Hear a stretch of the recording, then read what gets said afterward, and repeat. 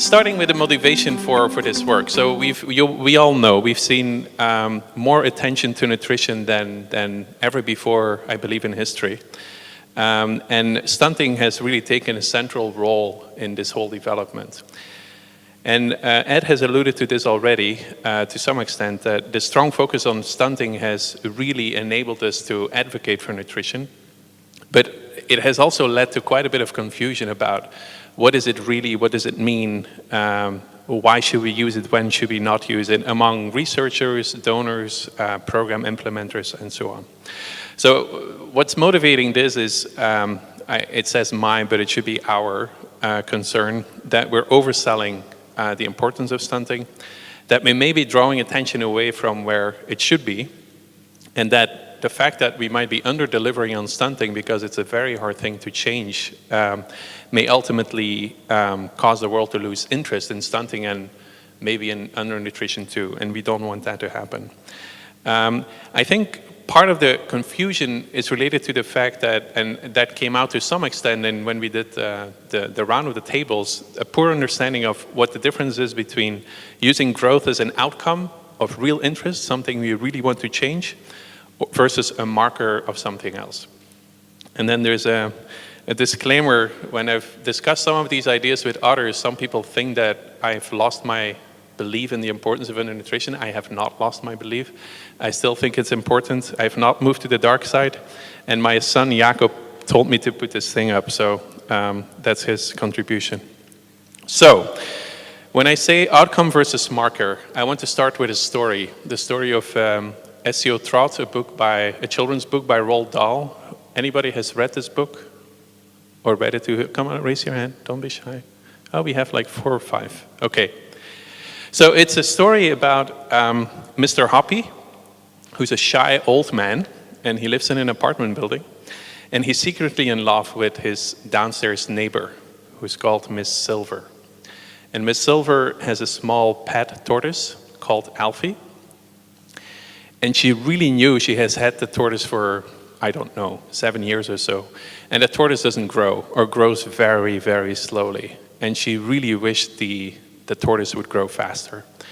So it's about growth, right? That's why I chose the story. So Mr. Hoppy thinks about the situation and says, this is my chance to get closer to her. So he tells her, I have a solution for your problem. And he lowers a piece of string with like a piece of paper, you can see it there, with some words that she has to whisper in Alfie's ear every day, maybe a couple of times per day. And the words are Esio Trot, which is tortoise spelled reversely. You see that? Okay. There's more words. You have to read the book. I get a percentage now on Amazon because I'm, doing this presentation quite often now. So go online and order it. Okay, so what he does in the meantime, he goes to all of the pet stores in town, purchases all of the tortoises he can find, puts them in his apartment, and then whenever she is not at home, he kind of picks up the tortoise that is there and puts one that is slightly bigger, replaces it without her knowing. Okay? This is a scientific research conference, so let's just decompose the story, break it apart, and talk about the theory of change. So this is Miss Silver's theory of change. She believes that I say Esio Trot, and Alfie will grow, right? And this is Mr. Hoppy's theory of change. She says the words, I swap the tortoise, her trust in me will grow, and hopefully, ultimately, her love for me will grow too.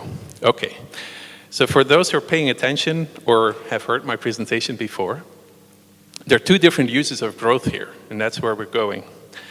For Miss Silver, Alfie's growth is an outcome of interest. That's really what she wants to improve or increase. For Mr. Hoppy, it's a marker, okay? The bigger the animal, the bigger the love from her for him, correct? So that's what I mean, the difference between an outcome of interest versus a marker.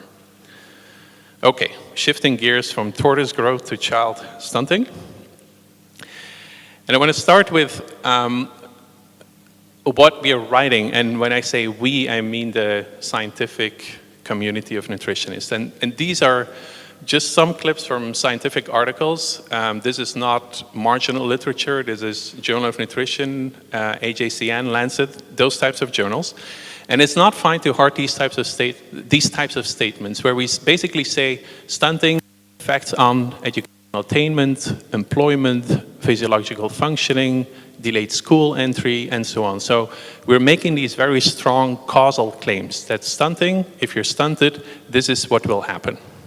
There's a recent review in the International Journal of Epidemiology that looks at what stunting is associated with, and over half of the 68 papers that are included in the review and look at linear growth or linear growth retardation make these types of causal claims. So this is really commonly used in a causal sense.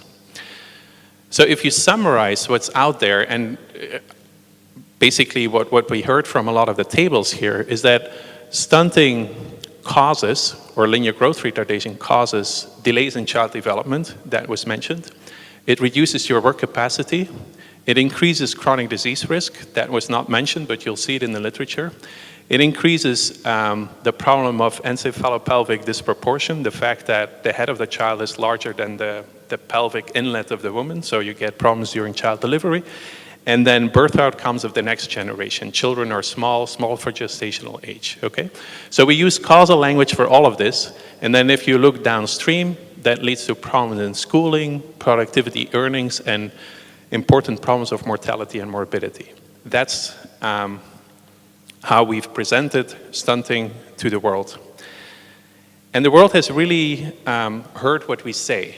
If we, when you look at what websites of donor agencies and many of the implementing organizations in nutrition, you can easily see that there is this causal view is widely adopted now. They've become, linear growth retardation and stunting have become primary development objectives. And there is, as a consequence, a general belief that as long as we can take stunting away, everything else will fall in place. I mean, child development will be resolved and so on. There is another part of this that the causal thinking has also triggered research on the determinants and the effects of linear growth retardation. And I'm giving two examples here. There has been recently quite a bit of interest, and I'm part of this wave of interest on aflatoxin and linear growth retardation. There's some descriptive work that has shown an association between exposure to aflatoxin and linear growth retardation and stunting. And the underlying reason why we're interested is that we know stunting is associated with negative outcomes. Aflatoxin may be related to stunting, so if we take the aflatoxin away, development may improve. And if you think about it carefully, that doesn't necessarily make a whole lot of sense. The same thing with catch-up growth. Ed has talked about it quite a bit. Children may be able to recover the growth deficit they've accumulated, and for some reason we believe that the growth deficit is related to cognitive delays. If we take that growth deficit away, that these cognitive delays will also resolve themselves. Again, it's questionable whether that is true. So what the thinking really implies is that if all of this is true, that linear growth retardation causes the 5 boxes to the right, that if we remove it, that all of these things on the right will improve as well, right? That's what causality implies. There we go, isn't that pretty? Okay, so that's what we imply with this causal thinking. Now, is there really a problem? I believe there is. So the key premise is that any intervention aimed at improving linear growth retardation will then lead to improvements in the correlates of poor growth. And based on the literature, and I'll go through the literature with you, that is not, to a large extent, that's not a true premise. A consequence of that is that stunting has become a primary development objective, and even worse than that, that interventions that do a lot of good things but do not manage to change stunting are seen as a failure. And I've seen this in studies that I'm not involved with, but also with colleagues. You get the results, you start analyzing them, it's like, oh no, no impact on stunting, just on complementary feeding. It's like, should be proud that you improved complementary feeding, like in the Alive and Thrive study. The other issue is that stunting is often used to count those that are affected, and for individual rather than population level assessment. You see statements like 155 million children suffer from stunting. These children begin their lives at a marked disadvantage. That is a true statement, but the children who start their life at a disadvantage, the number of them is many times higher than 155 million. You've seen the graph that Ed showed with the data from China. Everybody shifted to the left, which means that virtually everybody in that population will have some sort of effect from not growing up in circumstances that are adequate for nutrition and development and health. Okay? So what does the evidence say? So let's look at the first one, stunting and child development. We do know that there is a very strong association between having linear growth retardation and stunting and child development. And why is that the case? Because both share a number of determinants. If you grow up in poor conditions, poverty, stress, poor nutrition, poor health, it's quite likely that you'll have negative effects on both of these outcomes. So that's why they're associated. But they're not causally linked. Linear growth is not part of the mechanistic path to delayed development. There are two mechanisms that people have raised that could potentially make it causal. One is that kids that are smaller may be motor delayed, and that would then limit their ability to explore their environment and to seek stimulation. Motor development depends on balance and myelination, muscle strength, endurance, but not on how long your bones are. So that doesn't seem to be a real causal pathway.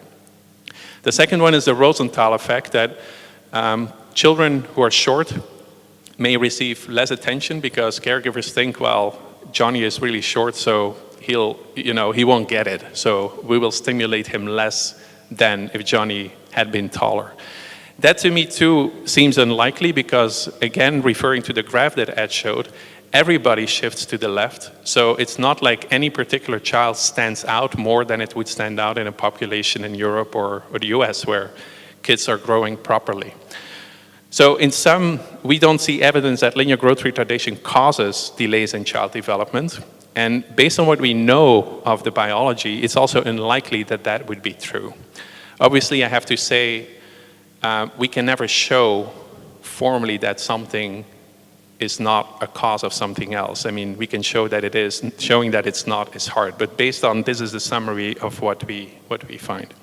The second one, work capacity and earnings. Again, earnings are consistently associated with height.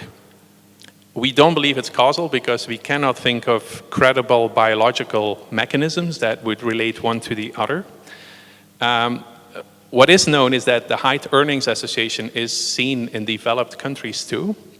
So it means that it's probably relative height rather than absolute height that drives this. So even if you could eliminate linear growth retardation from a population, you would shift that population to the right again, and you would still have the fact that shorter people would have lower wages. So at a population level, that probably will not reduce the association between being short and having lower earnings.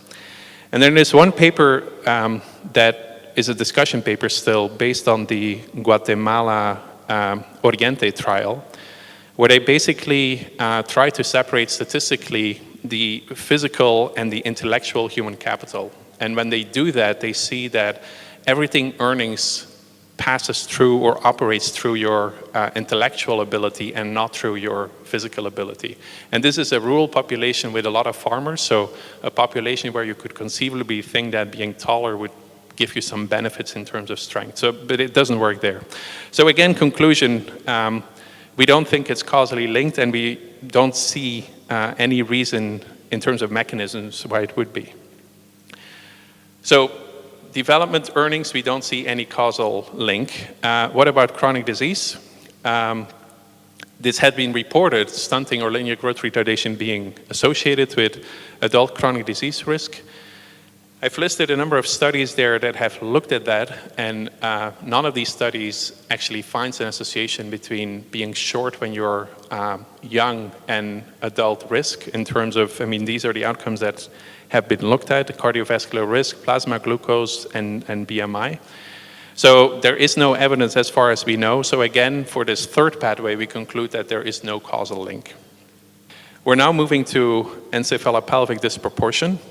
So when you're stunted as a young girl, it's likely that you're shorter as an adult. And then that is associated with having a smaller pelvis and experiencing trouble or problems during childbirth. Since both of them are linked to skeletal size, we actually believe that this might be a causal link. So if you're stunted as a child, that causes you to have more, an increased risk of problems during childbirth. Now let's look at the burden for a second. In terms of mortality, maternal mortality, 3% of the total, or about 10,000 mothers per year, die during childbirth because of dystocia or difficulty delivering. And then in terms of disability, it's about 40% of the total number of years lost due to disability.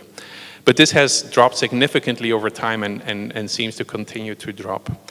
So our conclusion here is that the fraction of mortality and disability attributable to linear growth retardation, well, I needed to add that, it's not a conclusion. The penultimate point here is that we don't quite know, even though it's causal, what fraction we could eliminate if we would make mothers normal height. That is, nobody has looked at that. So there is mortality and morbidity, but we concluded it's relatively small, and based on the current data, it's declining. And then I'm going to the fifth one, the last one here. Stunting and birth outcomes in the next generation. So when you're short as a girl, you will be shorter as an adult woman, and the likelihood of having children that are small for gestational age goes up. And that seems to be due in part to maternal physical constraints. So again, we believe that this is a causal link. Now, looking at the burden here, small for gestational age children are at increased risk of mortality and morbidity. That's well established. And being small for gestational age is responsible for about 20% of the stunting burden. In terms of mortality, 3.6% of neonatal deaths, or about 100,000 deaths globally, are due to maternal short stature, so through small for gestational age. What we don't know is which proportion of that, again, could be averted if we would eliminate stunting during childhood of those mothers. And then the last point here is that eliminating maternal short stature would have a modest effect on neonatal mortality because it's 3.6% of the total. And we don't know what the effect on child morbidity would be. So going back to the framework that we started off with, for the first three outcomes, there is no evidence for a causal effect. For the 4 and 5, there is a causal link. So rather than using this framework, based on the evidence, we propose to replace it with something like this. Where linear growth retardation has now dropped a bit, it's in the lower left, it causes that's a really hard word to do when you're presenting, encephalopelvic disproportion, and unwanted birth outcomes or poor birth outcomes in the next generation. It doesn't cause the first three in the figure, but what's happening is that linear growth retardation is a consequence of a deficient environment. We all know that. And these deficient environments will also have impacts on child development, on work capacity, and on your physiological functioning or chronic disease risk. So just adding a bit more, an extra layer to this graph, what I'm using this round dial for is to indicate a marker. So linear growth retardation is a marker of a deficient environment. They're associated, so it tells you something about what these children have experienced in the past. So it's a marker of the past environment. That's an association. And it's also a marker of the future. When you have a group of poorly growing children, you can predict that they will be less likely to be developing well, they will have lower work capacity, and they may also have problems with physiological functioning later in life. So it's a marker of the past and it's a marker of the future, but they're not causally linked to those outcomes. So is this new? No. other people have written this too. Kate Dewey has a paper from 2011 where she's using similar language, and there's a speech by Bill and Melinda Gates from last year where they also say that it's not so much growth retardation in itself, but everything associated with it that we should pay attention to.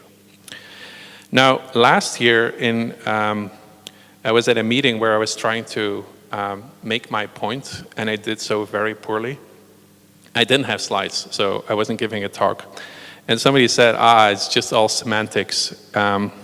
It doesn't matter, whatever is good to reduce stunting is also good for other outcomes. And I didn't quite know what to say, and I got really irritated and didn't sleep well that night because but it has helped me think it through for the paper and for this presentation. So I have 3 reasons to disagree. The first one is that improving linear growth is often not necessary. We do not have to fix growth completely to have significant, and I put meaningful between asterisks because it's really important, impacts on important outcomes, okay?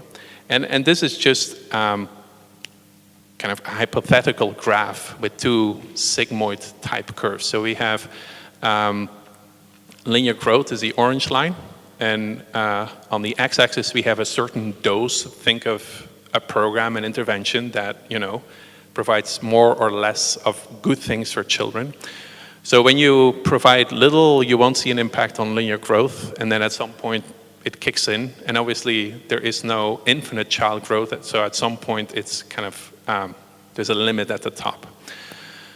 Now you can see that for potentially smaller doses, we could have impacts on the blue line, and think of the blue line like what we just talked about, Alive and Thrive complementary feeding. Okay, we should just accept that that is a meaningful and an important outcome, and that for the children in the Alive and Thrive study or intervention to have an impact on linear growth, potentially the dose was too small, or many other things needed to be in place for them to be able to show an impact on linear growth. So that's reason 1. The second one is that improving linear growth is not sufficient. Imagine a child that grows perfectly well, but suffers from severe anemia, grows up in an environment with no stimulation, with poor schools and so on. That child is unlikely to develop properly. So there you have it, your perfectly growing child that will not perform well later in life. And then the third reason is that improving linear growth is often not very cost efficient. I believe that addressing outcomes directly is much more efficient than trying to address them indirectly through linear growth. And I'm just giving one example which could potentially get me in trouble. But if you think about obstructed labor, I was talking to an expert on this from the University of California, San Francisco, and she said, with good obstetric care, it's a problem that you can just completely fix. Good obstetrician will see early signs of obstructed labor. You do a C-section, you have the good care. You can just completely avoid that problem. Obviously, the condition is that you have a healthcare system that can identify this, can do this properly. But thinking about the situation, trying to avoid obstructed labor by fixing stunting now versus, improving the health sector, we need to think through those things very carefully. Having good obstetric care brings many other benefits, obviously, to women, to children, to societies than just avoiding obstructed labor. I think a single focus on stunting unnecessarily downplays the importance of intervention that, quote unquote, only improve infant and young child feeding practices, dietary adequacy, water hygiene and sanitation practices. I think all of these are very important. If we manage to improve these things, we should be proud, and not having moved stunting should not be something we're disappointed about. A single focus on stunting, I think, potentially has negative consequences in our efforts to be nutrition sensitive and to engage other sectors for nutrition. If you think about the agriculture sector, I can see them getting excited about agriculture production, improving the diversity of what is being produced.